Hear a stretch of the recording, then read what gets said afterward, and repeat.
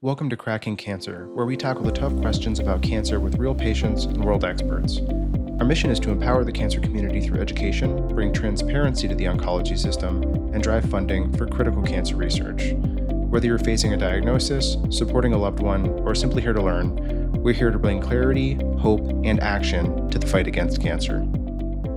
Hi, everyone. Welcome to Cracking Cancer. I am Kyle Concannon, physician scientist at MD Anderson Cancer Center, and I am here with JJ Singleton. It's great to be here.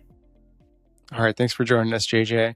Today we'll be talking about coping with a cancer diagnosis, and I really wanted to have JJ on to chat about this because this is something that I think, JJ, you do really, really well.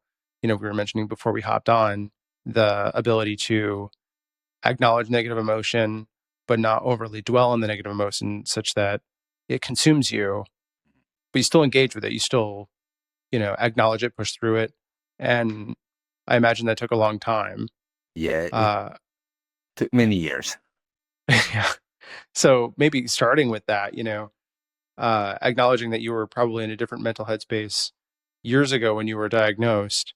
Can you take us back to when you were initially diagnosed? Do you remember how the news was delivered? How did you react to that? Yeah, I remember everything about that day. And I think I've thought about it more in the last couple months because this September it'll be 10 years. And that's kind of, in my mind, like going off like milestones is a huge importance to me. It kind of keeps track of everything. So a decade's a big one. But I remember, because I'd spent the 3 months before that, like ignoring symptoms and thinking it's something else and being like, oh, I pulled a muscle or an ulcer. And then once my mom made me go to the doctor, and as soon as I went to the doctor, they made me go to the hospital to get a CT scan, and they let me leave.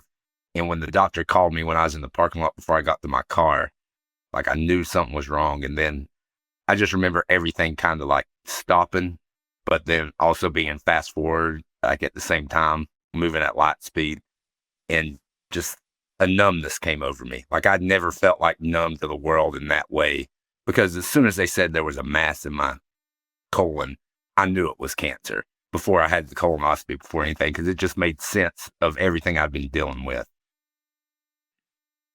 Yeah. So they mentioned there's a mass in your colon, but there were all these next steps. Did the doctor make it sound like this is probably colon cancer, or were they vague? Uh, my primary care doctor, he said that he would be surprised if it wasn't cancer.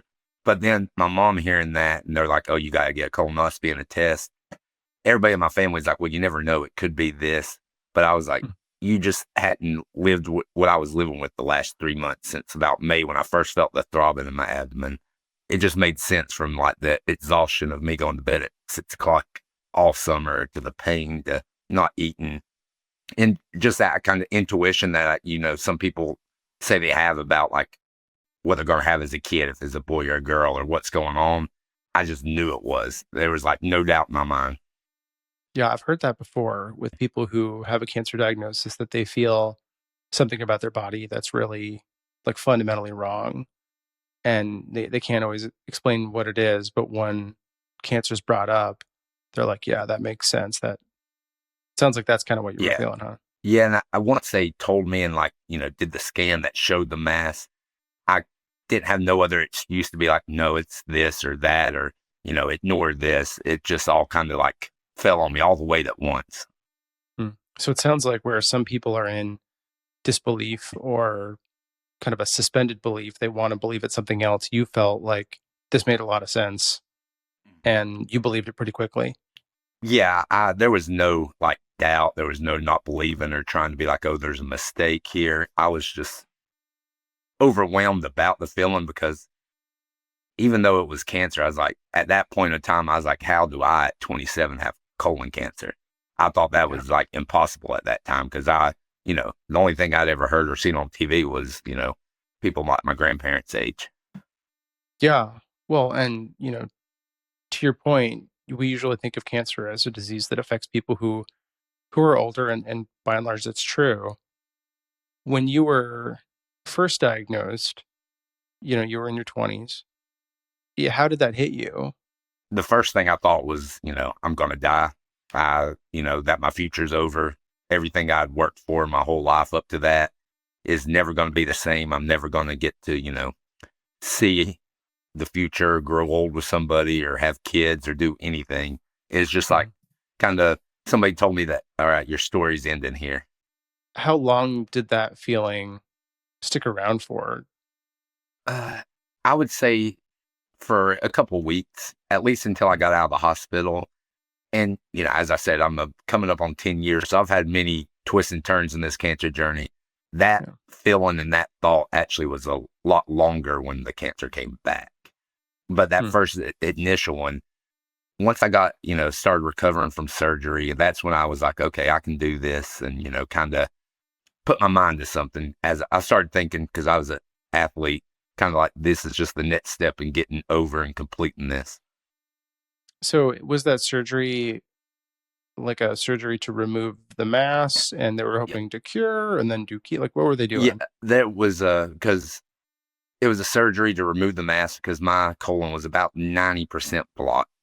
I And then see. they took a bunch of lymph nodes out to see if it had spread. They had to remove some small intestine because the cancer hadn't came out of the large intestine, but it was like, it stretched it and they just wanted to make sure where, it was such a big tumor that they got everything. And Yeah. then that was the very first surgery I'd had other than like a little broke finger I had in playing sports. I realized my body did not like being in the hospital, and I ended up going to the ICU and had to have an emergency surgery to make sure there was nothing else going wrong. So it ended up being like a 15-day hospital stay. Jeez. Well, and then the time going up to that, not only are you feeling the symptoms from a mass that's mostly blocking your colon, but you also have, as a young person who has goals and dreams, this realization that this could be over. How did like what did you what was your day like in those initial days after the diagnosis? Like describe the darkness you were in. Yeah, like I said, I was numb. I was in a haze. I just got promoted. I was working for my family. I got promoted to operations manager of his whole like company. So I was trying to train my replacement because I knew I was going to be out of work for at least 6 months because I did a lot with underground tanks. And I was like, you can't really do that stuff with while you're on chemo. So I was just like going through the motions and, and looking back, it's almost like where I didn't have to think about it until I got home and I was alone. So through the day, I was just trying to stay busy.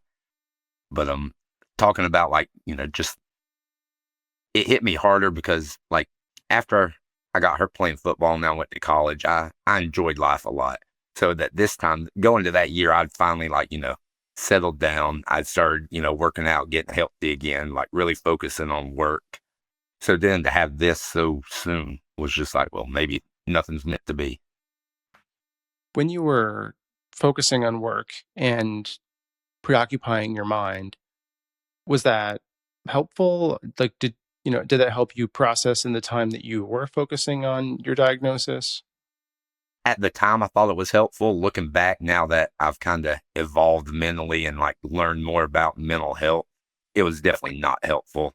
Because at that time, I'd never really, you know, put much interest or had to deal with much mental health. Mm. And it was just a distraction. It was something that got my mind off of me trying to figure out what was causing the numbness or what was causing the, disassociation. Yeah, so that dissociate was describe that feeling of dissociation again. Do you think you were like just not able to mentally engage with the gravity of this kind of diagnosis? So you were just kind of pushing through letting things happen? Or, how would you describe that? I think it was a very much just trying to push through, trying to act like to the world. Cause I mean, everybody knew I'd been diagnosed, but to the rest of the world, I was like, I want to be, strong. I want to shoulder the burden, not be a burden on everybody. And then it was just like, as you said, force my way through it, thinking I could be, strong headed and tough enough and strong enough to get through it and not have to mentally deal with it. Cause again, my whole knowledge of cancer at that time was from TV and stuff. All I knew is that, it hurt you physically. I didn't really realize what it was doing to me mentally at that time, other than I was just shutting down. And I felt I felt like I was watching the world through a glass because nobody else in my small town or in my area could relate to me because everybody I knew that had cancer was either really, really young or older. Nobody around my age. So I just was, totally isolated. Jeez. Well, and you mentioned, this desire to push through as a demonstration of strength. And I think that's common in a lot of guys in particular, and young guys in particular. And you were coming from an athletic background where I think it is really common to, kind of suck it up and push through pain. And, the feeling, or I should say, the acknowledgement that to cope with something, to push through something, what strength looks like changes as you get older. Um, but it sounds like back in the day for you, did mentally engaging and, crying, doing the things that we associate with these really hard chapters in life, would those have felt like defeats? Like, would that have felt like weakness, or were you just not really able to be there yet emotionally? I really wasn't able to be that at that point there because I don't remember crying the first time until I was in the hospital at night. And if you've ever been many nights in the hospital, that can make the strongest person in the world cry because it's a horrible place sometimes. But like mentally there, I would associate, like crying or asking for help to do everything with weakness just because that was, as you said, what I seen, the culture around men, especially, Southern Appalachian, small area. Like growing up, I was like, we're supposed to, be able to do this. We're supposed to be able to handle this. And as I've grown and, realized that now I think, if I'm okay with my emotions and I can break down crying and still feel like I'm, the strongest person around. Yeah, and I think sometimes you need to. Uh, like you got to get through that stuff to do what you need to do and to be there for other people too. And you mentioned that you were in this, I guess, emotional fog, not really able to associate with your reality until the surgery. What changed then? I think because I never had a major surgery and I was, never wanted to be in the hospital. And I think once I got through the surgery and then I went back, had emergency surgery. And I think I hit like a bottom point at that point in this journey when, you know, my family was scared to death as I was getting rolled back to the emergency surgery. I see my stepdad and my mom crying. And I was like, if Yeah. I get through this, that kind of like snapped me out of the fog or numbness and being like, okay, I'm going to do everything in my power to get through this, to beat this, to be that person that survived cancer instead of like just wait till it, takes me. Yeah. And I'm a very kind of goal oriented, like in that way. Like, as I said, I hated working out. I hated doing anything unless I had a goal for sports. So this was kind of like in that mindset. I'm like, okay, I can get through the surgery. I can recover. I can do the chemo. Then I can be, get my life back and we can put this part behind us. That was like my sole mind focus that kind of allowed me to feel things again and be like, okay, this is hard. This is, going to be the hardest thing I've ever done in my life. Well, I imagine that in the beginning, it was probably easier to dissociate from all those realities. But when you hit the surgery and you're like, oh, things are hard now, like you feel that, and you're starting to get an appreciation for how the world is going to change. Uh, like, what choice do you have? Yeah, it's there's really no other choice. It's like it hits you in the face and you're just like, okay, this is what I got. This is what I have to do. And if I don't, I'm just gonna sit here and not make it. Well, and I see that as, a decision to engage or to not engage, like, are you going to go to appointments? Are you going to, pursue treatment? Or are you going to withdraw back? And, that's something that it's a tough decision. Not everyone chooses treatment. And they have different reasons for that. And I think some of it really is fear. And it's really hard to engage. And if you don't accept treatment or you don't pursue treatment, that's still a choice, you know? In the beginning, how much did you feel like you were in control? Um, I really didn't feel like I was in control because I was just so. uneducated. And I know that sounds like, because I thought everybody was just like surgery. You do what your doctor said. I never liked, biology, like any of that science. Like it wasn't my forte in the school. And I was like, well, why would I make a decision? I can't pronounce half the words that they're telling me that's about everything. So I'm just, thought that that was the only way to go.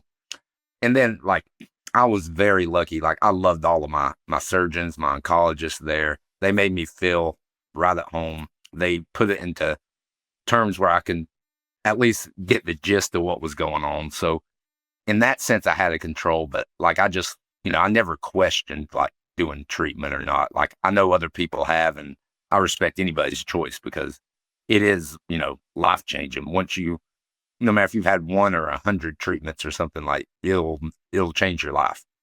And so I respect that, but I just never really even processed that if I like had a choice back then, at least.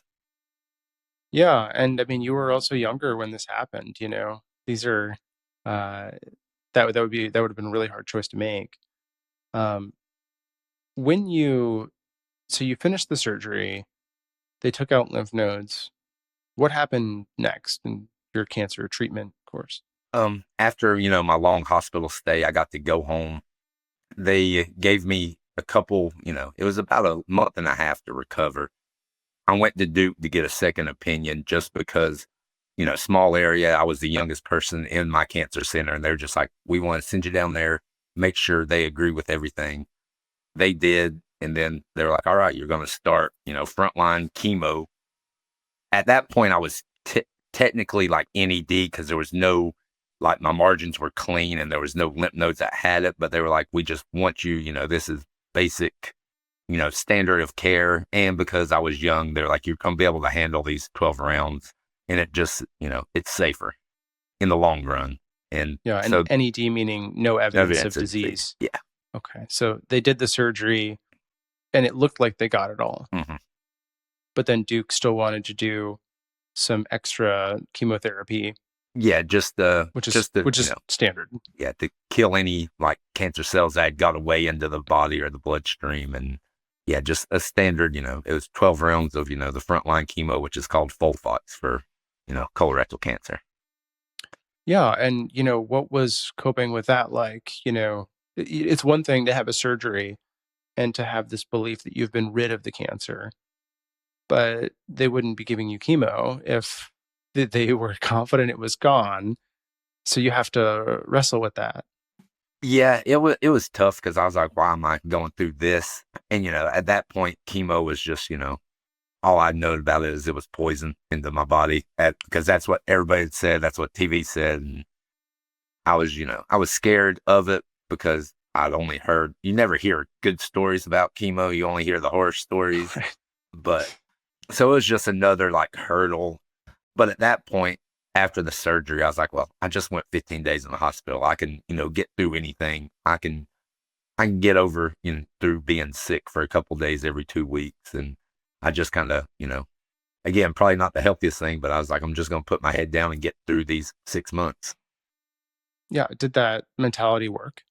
Uh, I thought it was working toward the very end. And then I was like, okay, I'm really feeling like all the heavy weight, like as the treatments went on and they got harder, the physical, the mental part of just dealing with that.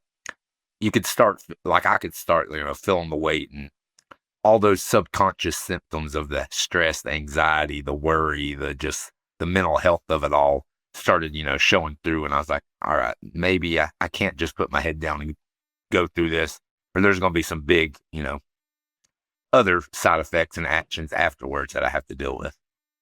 Yeah, I mean, how were the mental health symptoms that were progressively worsening, it sounds like, how are they weighing on you? How are they changing you as a human? As the treatments, added up, I was sicker longer. I was laying in bed more. I was just exhausted all the time. So I was with my thoughts more. I couldn't go out and, go watch a ball game or go out to eat with friends as much because I had mouth sores and I was just so tired. And, Yeah. they all had work. They can't go out for a lunch instead of dinner. Um, so I was just inside and with my own thoughts in my own head more. And that's when the thoughts and the mental health was just like, okay, something's, weighing on me that I'm, ignoring. And I guess probably it was the, mortality of it because I'm like, am I ever going to be the person I was? Because at that point, I was like, I don't know how I would ever be that guy again. Yeah, where did your mind go during your times being alone? Uh, Being alone, I was just, I started thinking of the future after, cancer, because to that point, I was like, okay, you're going to get by this, you're going to get it back, you're going to be that person you were, you can still achieve everything that you wanted. And through there, I was like, am I ever really going to be able to do that? Because right now, I don't feel anything similar to the person I was. Like my body, Mm. I can't do anything. I prided myself on being an athlete and, being able to work and do all this. And I'm like, right now, it's a struggle to go to the kitchen or the bathroom without like catching my breath. So it's just like things like that. So it's this, this new side effect or this new thing or new, worry. And then as the treatments kind of started to wear down or wind down, that's when the fear started coming in. And a lot of it was subconsciously that I've, processed of it coming back or like, is this going to be over? And it just kind of added up. Yeah. Well, and at one point your cancer did come back. Hmm. How long was that interval between when you stopped your initial treatment and when the cancer returned? It was 6 weeks almost to the day of my last round of treatment until I woke up that morning or in the middle of the night with my abdomen throbbing again. And that was the first symptom I'd had way Mm. back when I ignored it the previous May. So this time I went to the doctor and I was there waiting on him to open the door and be like, hey, something, and I was trying to convince myself like, okay, it's so I, had 2 surgeries, scar tissue might have popped. There's, the abdomen there. Mhm. But unfortunately it was within a couple days after getting, some tests and, MRI biopsies done that they had realized that it came back and spread. And was that your darkest moment? That was to that point, but then a week later, because after it spread, they put me that back to Duke and I did, that's when we finally did the genetic testing and found my, genetic mutation.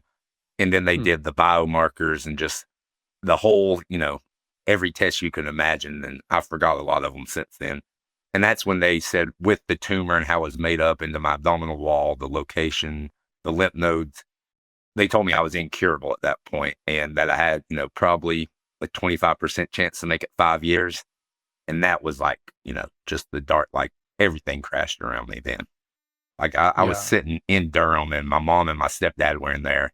And I literally don't remember anything other than like sitting in the hotel, like shower for the next couple hours. Jeez. And I imagine there's a lot of people listening who have had that news recently.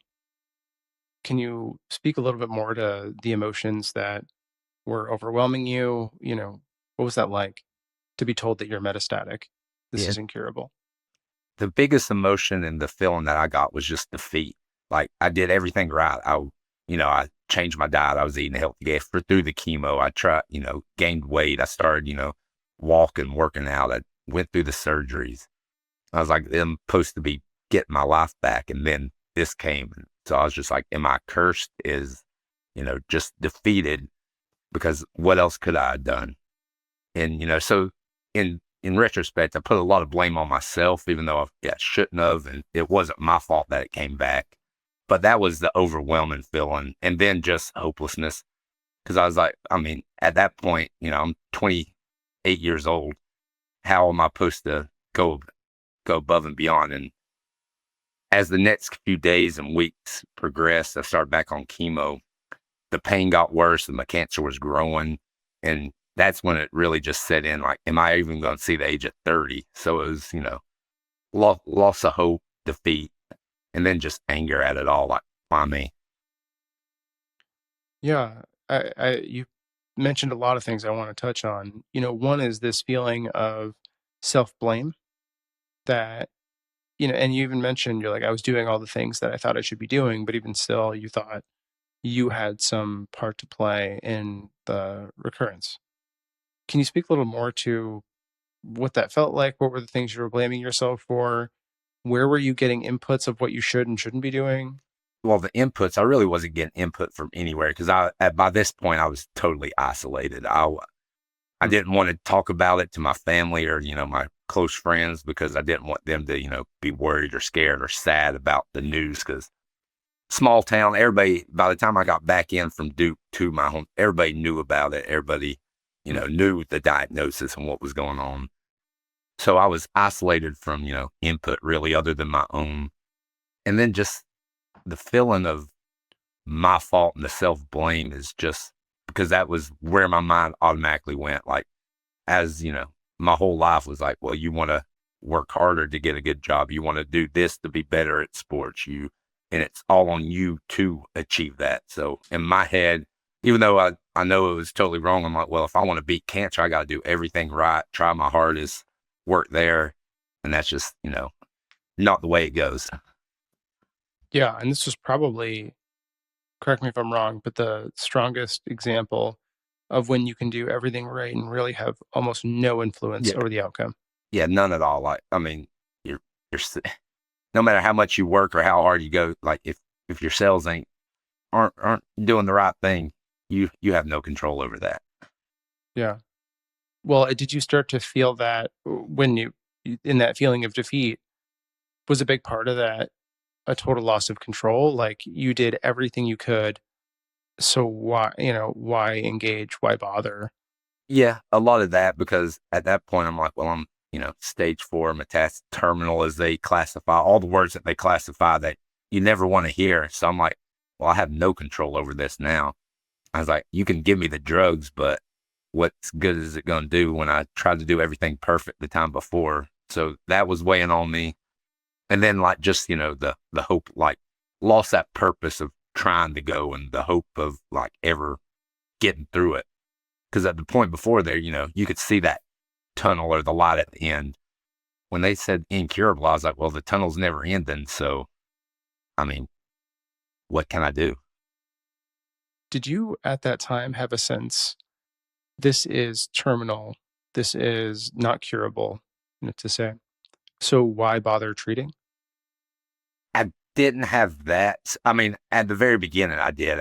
When I remember after I got out of the shower and then on the way home that next day from Duke, I really was like, well, is my quality of life going to improve enough if I go through the, horrible cocktail of chemo that I know they're going to give me? Yeah. And then at that point, I set my mind. I was like, I'm going to go through everything, through all the horrible chemo to try to hit age 30. That was the only goal I had. As dark and as, bad as that sounds at that time, that was my new kind of goal and end point to where I'm going to try everything I can to get there. Cause that can, it is, I, it's hard to even say because it wasn't for me at all. That was for my friends and my family. So I could give them more time and, not give them more time with me and more time to adjust to it. Hmm. I've heard that goal a lot, not 30 specifically, but X amount of time. And it's an arbitrary amount of time. It's usually 2 years or something. If you could go back and choose a different goal for yourself, or would you keep the same goal? What would you tell your younger self around that mindset? I would, if I was here today being able to talk to him, I would be like, you got to fix your mind before you come up with the goal.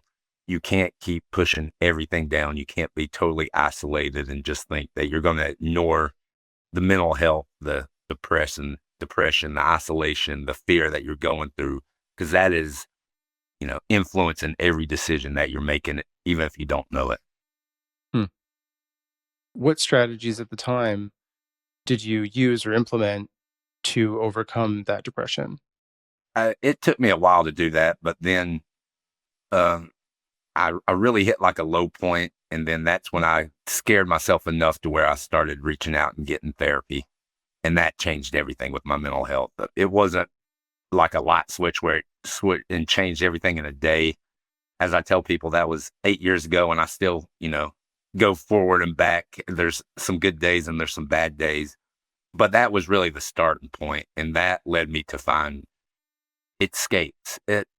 everybody says them a different word, but I call it like where I can escape this life, my life with cancer, that everything evolves around for 30 minutes, for 2 hours or something a day. And it kind of resets my mind. And mine at first was, I'm a huge nerd. So it's like reading a Star Wars book or watching a movie or, escaping into a world that isn't what I'm living right now. And that, I don't know how, but the way my mind works and everybody's is different, but it allowed me to kind of reset and reassess like that next 12 hours. Yeah, that makes sense. You'd mentioned first you had to get to a rock bottom. Can you describe when that happened and what happened? Yeah. After the cancer came back, the next couple months, I went through 3 different cocktails of chemo. They all didn't work. My cancer was growing and it ended up growing around my intestine, where my intestine connects to my stomach. Totally Mhm. closed it off to where anything I ate or drank through my mouth would sit in my stomach till I threw it up. So I spent a month in the hospital and I started on it's called TPN, total nutrition. Parenteral Yeah, nutrition. I never can say that word. I should be It's able to. through the IV. Yeah, I was on it for 450 days, but Jeez. I was laying in bed. Those are 13-hour infusions. I had a Hmm. GJ tube where everything I put into my mouth and my stomach acid was in 2 huge bags. Was on a pain pump because the cancer kind of messed up some nerve endings in my back. Hmm. And I was just like, okay, this quality of life isn't worth it. I just started the clinical trial. I didn't know if it was working yet. And I was like, is this going through all the pain, going through everything, sitting here 23 hours a day in this bed? Is it worth it? And I thought about, committing suicide. And it scared me enough the time where I really, got close and was really thinking about it. And again, it scared me enough at that time because I didn't want my family to find out. I didn't want them to have to deal with that. So at that point, it wasn't even because I cared about what happened to me. It was other people. And now I realize that even subconsciously, like it was still worried about myself, but that it took me to hit that point to reach out to a therapist. Well, and you're describing a objectively poor quality of life. You're this isn't these aren't normal mood variations. So for folks who may not be familiar with these terms or the environment, TPN, that's you have infusions providing you all the nutrition you need because you can't eat, and having tubes that go into your nose or through your stomach to pump out all your stomach acid because it can't go anywhere. So you have to remove it from the body. And people who are often on those things are really deconditioned. Like, people get really weak. And you said you were 23 hours a day in bed. Pretty much there. I got down to about 152 pounds. And From what? when I when I got sick, when I went into the hospital for that very first surgery, I was 190 pounds. But 2 months before that, I was 240. So about in about 18 months, I went from 240 to about 152. Jeez, But you lost almost 100 pounds. yeah, and at one point, I lost 60 pounds in 2 months when like the cancer grew around there. Yeah. And you said you were in this shape for how long? Did you say over 400 days? Yeah, it was 14 months, 450 days. But like this was about March. So it was about 4 months in when I hit like the low point. So toward the end 4 of months that, into 14. yeah. So at the end of that, it got better because I was like actively working with the therapist and working on myself. It Mhm. wasn't easy by any means, but my mindset had started to get better at that point. But it was around like March, April, around this time of the year when we're filming this, when it was like Mhm. that ultimate low point. Well, and you're not in this state of suffering at the time because of things that might be happening in the future. It's not perceived future risk. Like, you're actively watching your body waste away, and you're actively not able to do the things you wanted to do before, and you have no idea if this is going to get better. Yeah, and at that point, they were like, "We never know if you're going to eat again. We never know if you're going to not get off of TPN because they didn't Yeah. know if the clinical trial that I'd been on for 3 months. They were like, "We're hoping it's working, but it's going to take longer than that to see progress for us to see if is going to do anything. And were you at home during this time, or you were in the hospital? I was at home. I was staying in underneath, like my uncle had like a basement apartment that was right Mm-hmm. above my grandparents and about a mile from my mom's house. Again, small town. Both sides of my family, from my mom and my dad, even though they divorced, they all live within about 5 miles of each other. So I was around a lot of family, but I had enough alone time where people weren't asking me questions all the day, but I was still around family if I needed, emergencies. Well, and not that you needed to be in a metaphor for Yeah. suffering, but you're in a basement. Yeah. Like you're in an area that's dark, Yeah. I mean, like figuratively and literally. there was days like other than, the small windows, like around the door and stuff, that if it was cloudy, I didn't see the sunshine, or there was 4 or 5 days in a row where I wouldn't even, open the door. Yeah. So, you know, for weeks and weeks and weeks, you're watching things get worse in a quality of life that's pretty poor for what you're used to, at least, being an athlete, um, you know, fairly healthy guy in his 20s. And then you got to this point of suicidal ideation. Was that passive to say, I think the world would be better without me here, things would be better without me here? Or was it active, meaning you were thinking of ways to end your life? It was, there was times of both, but the one that really scared me was I was thinking of ways there. And I was just, it was more in my mindset, like, I don't know if I can do this anymore. I don't know if it's worth doing this anymore. And I know nobody else in my life can understand that because they're not laying here and doing all this with me. And that's kind of when I was just like, I took a step back and was like, well, you got to get help. And when getting help, if I was still having those, then I didn't know what I would have done. But at that point, I was like, you can't do this.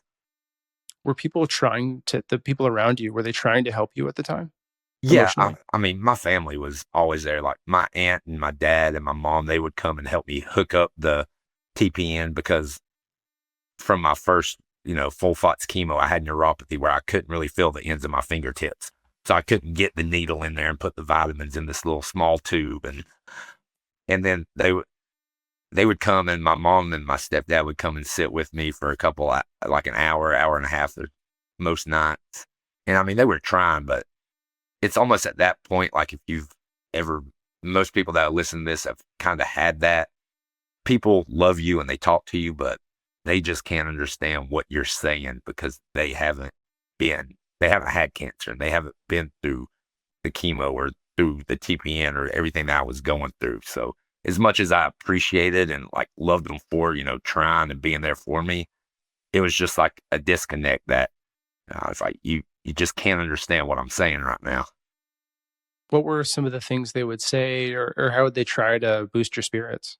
I mean, they would try to get me out. They would try to, take me to go and do something or go to one of the high school basketball games or just put on like my favorite TV shows or movies that I had and just sit there and, try to tell me about life. Or they would get one of my, childhood best friends to come up and they would see me there. And it's just trying to, be like, remind me I still am JJ. I still am a person. It isn't just about the cancer and what I'm going through. So like, I appreciated it all. But at the same time, I was like, well, I'm still just, like y'all leave and I'm still sitting here. Yeah. Well, and it's tough. Like they are doing all the things that they know and would usually probably be Oh really yeah, effective, 100%. but you're in this mental space which is truly unimaginable to those of us who haven't been in it. Do you think there's anything at the time that would have been helpful before you went to therapy and started to work on these things yourself? Honestly, I don't, because I'm in that mindset where like therapy, you have to want to do it yourself. You have to Mm. know, like you can be told that you might need it. And that might have been something, but at that point, I hadn't really ever known anybody to go through like mental health therapy or anything because it just wasn't something that anybody talked openly about in my life. So maybe that, but like I don't hold that against them at all because again, that's just something that, nobody ever talked about or nobody that I've known ever did until I was there and I started doing it. So like, I know I wouldn't, it would have probably got a way darker and a lot quicker if they wouldn't have been doing everything that they were doing. So I have, you know, all the love and just, I can't ever repay them for enough for doing everything that they did. But again, it was just, there's a separation there that just, actions. And if you haven't been there, you can't, cross that bridge. Yeah, and it's so hard for people who want to help a loved one, but sometimes we're fairly powerless to help someone in what has to be uniquely their fight. And so once things got dark enough, you made the decision to engage in therapy. And did someone guide you to that, or was that a realization you came to on your own that might be helpful? A little bit of both. I knew that I needed it. I knew I needed to talk to somebody like a professional, because at that point I still hadn't even experienced any of the advocacy groups or really talked to anybody else like outside of, Haywood, where I'm from about cancer or anything. So I went to my oncologist and he got me hooked up with a therapist that specializes in, cancer patients. And that was, the game changer. But it was myself that knew I needed professional help. And then other people helped me get it. Hmm. And what were your conceptions about what therapy would be before you went? Honestly, the only thing I really knew about was from TV. So I thought I'd be like, Tony Soprano sitting in a therapist's Yeah. office. And that was like, anytime I mentioned therapy or therapist or something, that's the, image that automatically went to my mind because Sopranos is one of my favorite shows ever. And I was like, I'm just going to be sitting there being like that, and realized quickly it was very, very different. Yeah, what was it actually like for you? It wasn't like somebody was like probing into my mind and like trying to find answers for there. They were just allowing me and put me in a comfortable place for the first time in this whole cancer diagnosis where I could speak about the feelings and the emotions that I was too scared to tell my family or my friends about because of the perceived, weakness or, burden. Yeah, I mean that burden is a really interesting term because with your family and the people who want to be there with you, to mention something as strong and dangerous as having thoughts of suicide, it puts a lot on them. It does. So having this other person who you don't have to worry about emotionally hurting, like that gives you the freedom to talk about it. Is that Yeah. is that how you felt? Yeah. And it allows me just, I guess, the comfort of being able to be myself. And I could sit there and say the darkest and deepest thoughts and feelings that I had and not think that, not so much that they were going to judge me, but just like if I said that to somebody that, has known me my whole life and loves me, that's going to scare them to death and be like, that this is like when I was there with the therapist, they just allowed me to talk. And then we talked about why I felt it, not how we got to fix it automatically. Yeah, that's interesting. I think for when I'm talking to people that I care about, and I think this is a common stereotype for guys, is we hear problems and we just want to fix Yeah, them. 100%. Um, yeah, I think I've heard that about myself quite a bit. Uh, so yeah, that idea that you have somewhere to go and you can just explore your mind with someone who's kind of your mental tour guide, sounds a little bit better than the lying on the couch Yeah. with your hands folded and talking about, Yeah. childhood trauma. Yeah. So tell me a little more about what the interactions with you and the therapist were like. Were they like, did you go in person? Were they virtual? At this time, it was still in person. So I would go, usually I would get dropped off for my chemo treatment. And at that time, I had my own separate room because I had all my bags. So they had put me, it was almost in a hospital bed, but it was off to a corner room. And I was there for so many hours. And this therapist, because she was the cancer and she worked in the same building, we would just have my appointments or I'd talk to her while I was getting an infusion. Like they would hook my drugs up. And then at that point, I'd been through enough of them. The nurses knew if something was wrong, I would get them. So they didn't have to come in and check every 30 minutes or every, so long. So we'd have like an hour to 90-minute just conversation, it almost felt like. And that was such a change because before that point, I would just sit in the beds at treatment, and that's where I would spiral because I was like, well, this is, the rest of my life. And it allowed me to, I guess as weird as it sounds, I was more comfortable talking in that setting, in that, almost like I was in a hospital bed again, to where the trauma, and I was in the cancer center, to where the trauma like Mm. affected me the most. It allowed me to be more open than I think than just being in a normal, therapist room. Yeah, I think that makes a lot of sense. Did you find the conversations with the therapist talking about your emotions most helpful, or were there tools that they gave you to help navigate this stuff on your own a little more? What was most helpful to you? At the beginning, it was just talking because we went in there and it wasn't like she didn't have a guided place to where she wanted to figure out this. She wanted to know what was causing this. She allowed my conversations and how my mind would just go from one point to the other to guide our talks and allow me to figure out what emotions and what, roadblocks I needed to get through. So that was there at the beginning. Then as I progressed, it was the tools to help.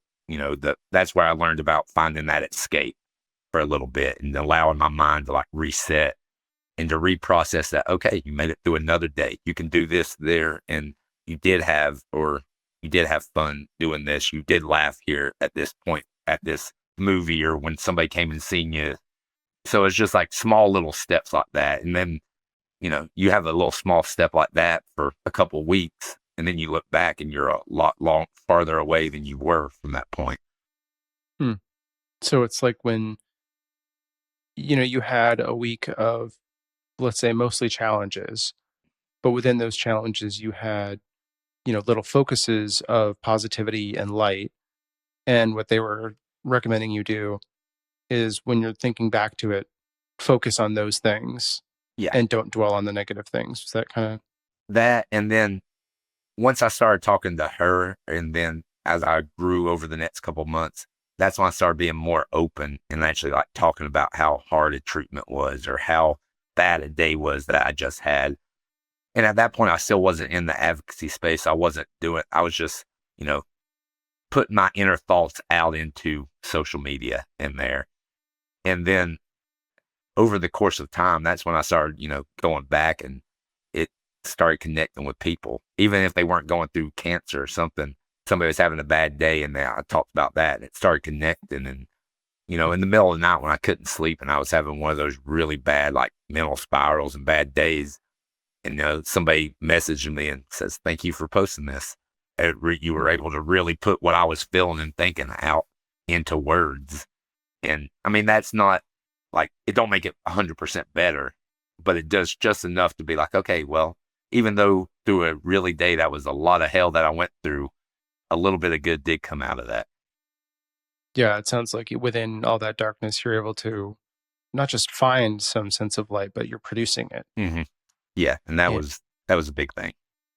and in the beginning, you were apprehensive about talking or speaking too negatively, it sounds, about your diagnosis, your feelings, your treatments. And then you grew more to being willing and really, at this point, I would say a champion of, how these things negatively affect someone. How have other people's perceptions of you changed? Like in the beginning, you didn't want to upset people, you were saying, but now you're very vocal about the challenges that you're going through. Yeah, I think they just realized that this is who I was the whole time, that I was just pushing everything down.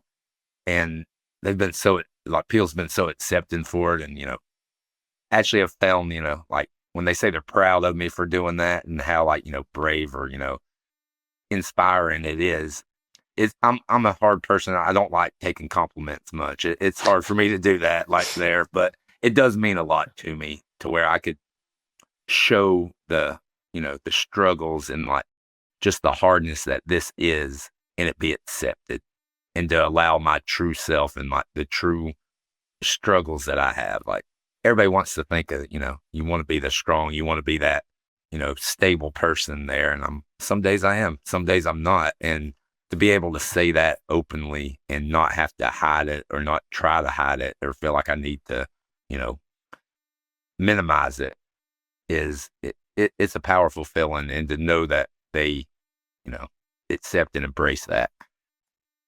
Well, and I'm curious. One of the things I first noticed when we started chatting was you have, I think, a very strong ability to acknowledge the negativity, speak to it, cope with your feelings. And a lot of times this is through social media. But then when I talk to you, you're very positive. How do you balance those things of acknowledging the negative without letting it consume your affect and like how you present to the world, how you feel? Yeah, I think it's took me a long time to kind of find. I don't want to say balance because that means that like just to be my true authentic self. Like I've always been able to put my true feelings out. Just I put it out there. Like the one-on-one conversations that I have with people, I'm always going to try to like help and just be that, as we said, the guy try to fix things, but also just be that support and help and safe place for people. And but at the same time, I'm able to show the darkness and the troubles and the turmoil and just the challenges that I face and put that out to the world.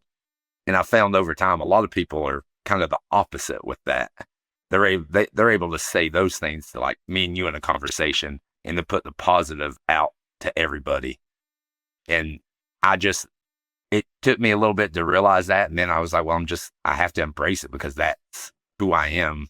And that's how I, process and do things in the world. And that was kind of when I decided to start doing it and like talking about my cancer and doing all the advocacy. I was like, you got to be true to yourself or it's not worth it. It's not going to be something that helps you. Well, and you've done, I think, a really good job of working strongly with advocacy groups, helping other people cope with their diagnoses. And I'm curious to hear your thoughts. I always have this conception that you should embrace the fact that you have cancer and you're going through all this, but we frequently counsel people to not let it define you, but it's tough. Like you have found a lot of meaning in that space. Can you speak to that conflict at all or how you navigate it? Yeah, it's very complicated. And I, there's a lot of people that they're like, well, you need to find a life outside of cancer and outside of Mhm. this. And I'm like, well, for a lot of people, they can go back to a career, they have a spouse and kids. And my cancer is, I was unique. I was single. I didn't have kids. I'm Mhm. in cure. I'm still on treatment. Just had a treatment today. So like a career and doing that isn't really in the question. So I found that being in the middle of this is kind of my place, my safe place. Like it gives me the feeling of, I guess, what everybody else gets from outside there. And I know that sounds weird and it's complicated and everybody is so different. And I think the main point is you got to find what is best for you into that. If you don't want cancer to define you and you only want to be, an advocate and do things there for a couple days here or a month here or that's 100% okay. But if you want to fully dive in and, make it, don't make it your life, but make it a main point of your life and you're still okay mentally and emotionally, I feel like that's okay too. And it's a tightrope walk, but I've found that's what's still got me here today. Yeah, when you say that, what I'm hearing is you are not always dwelling on the negatives about your cancer and how it's negatively affecting your life, but you have found a way to find purpose in helping others through it. Does that sound right? Yeah, like there's always going to be like cancer is a very negative thing. Like Yeah. it's horrible. It changed my life. I deal with side effects and just things in my everyday life from it. But also, it's introduced amazing people in my life. One of my very best friends, I would have never known her if it wasn't for cancer. I've got to travel more across the country, speak to people that I never would have got to do. I've even people that's known me my whole life, the change that I've had since my diagnosis to where I can get up and give a speech in front of a couple hundred people and be open with myself and actually, express my emotions instead of just staying quiet and pushing everything down.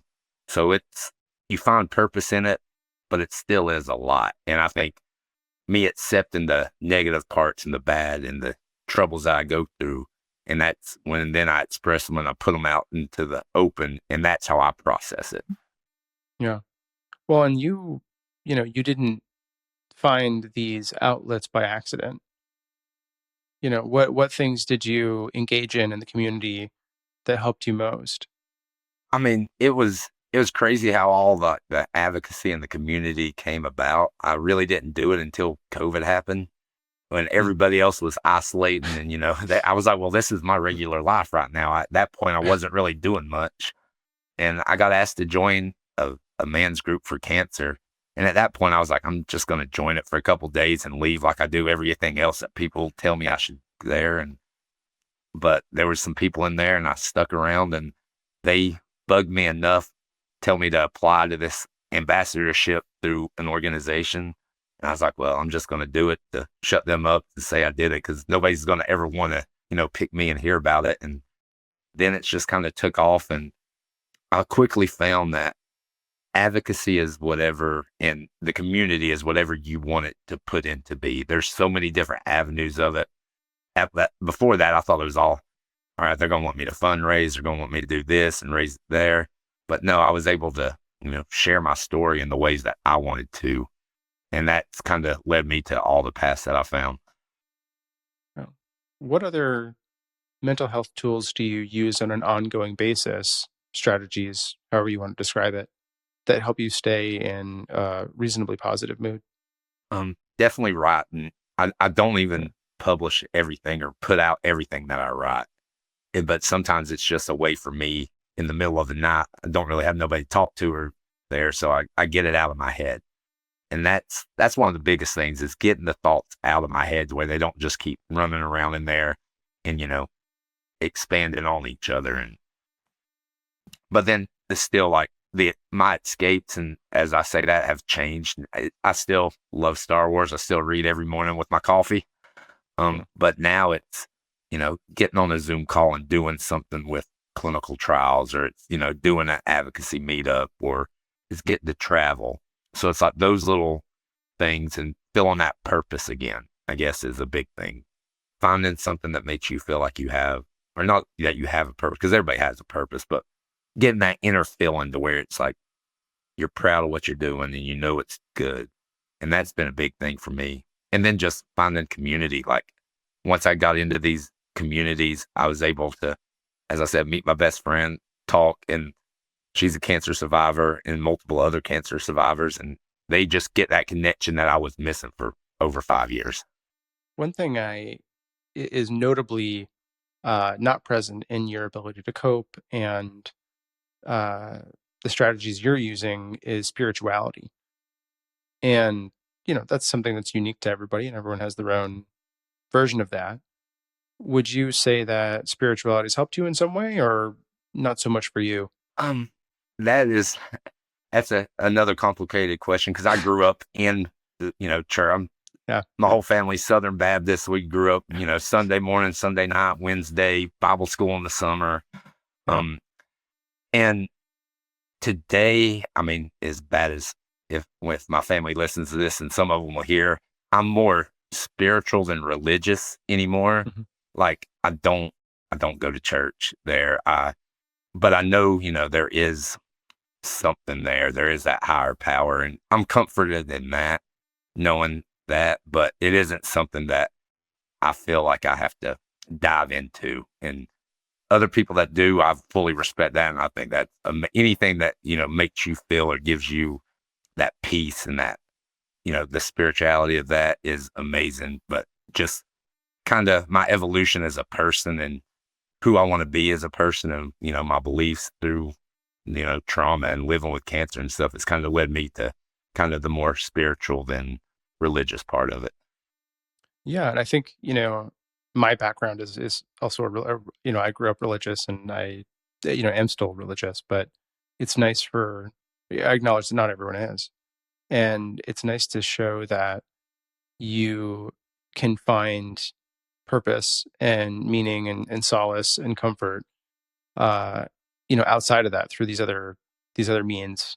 Because that's when people are facing their own mortality, the concept of religion comes up. Yeah. Like that's a common one that comes up. Very much so. And so I like that you're putting out options for people who, are not inclined that way and they don't feel that way, but you can still really, for those who are facing those decisions right now and wondering how to navigate it.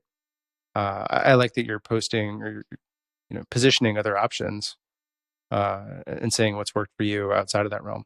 Yeah. Like I think it kind of goes along with one of my big things is it's also individualized. Like Mhm. what works for somebody isn't going to work for me, and what works for me isn't totally going to work for somebody. It's just, and as much as I don't want to say, like spirituality and religion is another tool in the toolbox, but in that, like when you step back and look like with living with cancer and dealing with the mental health and everything can be used as like your tool in the toolbox to get you through the trauma and the experiences that you're going through.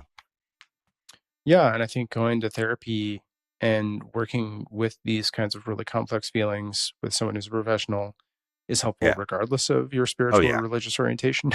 So, 100%. uh, and how people feel in their spirituality is very tenuous when something this devastating happens. You know, it can either strengthen, it can weaken, and that's something else for a person to navigate and figure out. But they're not mutually exclusive. Like you can still work on this while you figure that out. So, what is one piece of advice that you would give to someone newly diagnosed who's in their rock bottom?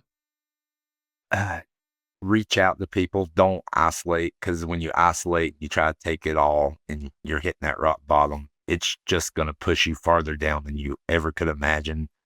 And it is okay. Like it's not weakness. It's not, showing that you can't do something when you reach out for help. And, just the isolation and the alone and then taking it all on yourself is the worst thing that you could do. And who knows how much you're going to improve or the next step's going to be when you do reach out to people. Yeah. Well, thanks so much for taking all this time, JJ. I think you've inspired me. I, I know you've inspired a lot of other people, and uh, in navigating all these really challenging, dark places in one's mind. So, thanks for taking the time here to help even more people Uh, still. well, thank you. And I appreciate you having me here. All right, thanks everyone. If you like this podcast episode, remember to like and subscribe, and you can visit crankingcancer.org to see how you can get involved and support the initiative. Bye, everyone. Thank you for joining us on this episode of Cracking Cancer. If you found this helpful, please like, subscribe, leave us a review, and visit crackingcancer.org for more information. Every dollar we earn goes directly to furthering the podcast and supporting vital cancer research. Because together, we can crack cancer.